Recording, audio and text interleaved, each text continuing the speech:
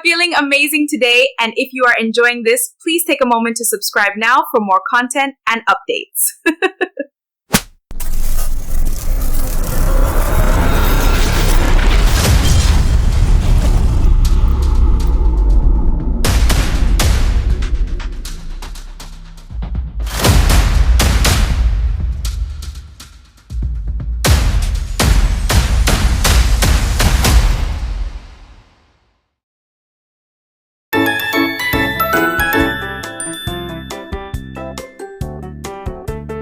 Ang saging na nag-iisip, hindi tulad ng ibang saging si Barry.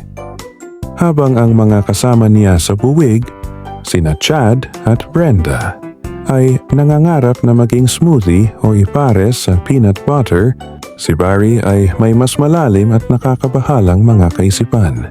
Bakit ba tayo baluktot? Tanong niya habang bumubuntong hininga ng isang banayad at malagkit na saging buntong hininga.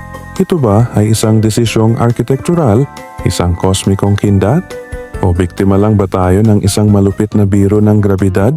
Umakyat sa rurok ang kanyang existential crisis noong Martes o tinatawag ni Barry na araw ng dilaw na panganib nang ilagay sila sa prutera sa tabi ng isang mayabang na mansanas na nagngangalang Sir Reginald. Kay gandang kulay ang mayroon ka, mahal kong kasama, bulong ni Reginald, habang pinupunasan ng kanyang makintab na balat gamit ang isang dahon. Napakasimple. Kami, syempre, ay may komplikasyon ng core, ng buto, ang potensyal para, hindi mo maiintindihan. Ikaw ay mahabang muslang, agad na nagdamdam si Barry. Mahabang muslang? Ginoo, ako ay isang napakabanting, mayaman sa potassium na sistema ng paghahatid at ang proseso ng pagbalat ko ay interactive at manual. Subukan mong balatan ang sarili mo, Reginald. Kailangan mo ng crowbar at chiropractor. Mabilis na uminit ang kanilang debate. Ikinatwiran ni Reginald na nagtatapos ang buhay ni Barry sa sandaling mawala ang structural integrity nito. Sumagot si Barry na ang tunay na karanasan ng saging, ang malinamnam, masaya at nakakain na tadhana, ay nagsisimula lamang matapos maalis ang balat. Ang kanilang sigawan ay biglang naantala ng isang maliit na bata na may presisyon ng isang culinary sniper ay biglang kinuha si Barry mula sa prutera. Naghanda si Barry sa kanyang kapalaran, ngunit hindi siya kinain ng bata.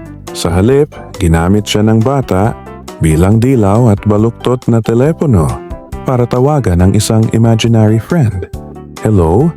Opo, ito po ang saging na telepono ang nagsasalita. Gusto kong umorder ng isang malaking pizza at isang katapusan sa lahat ng fruit crisis na existential. Si Barry, na nakasabit ng patiwarik, ay nagpasya na ang buhay bilang isang kagamitan sa komunikasyon ay mas mahusay kaysa sa buhay bilang isang nakakaawang merienda.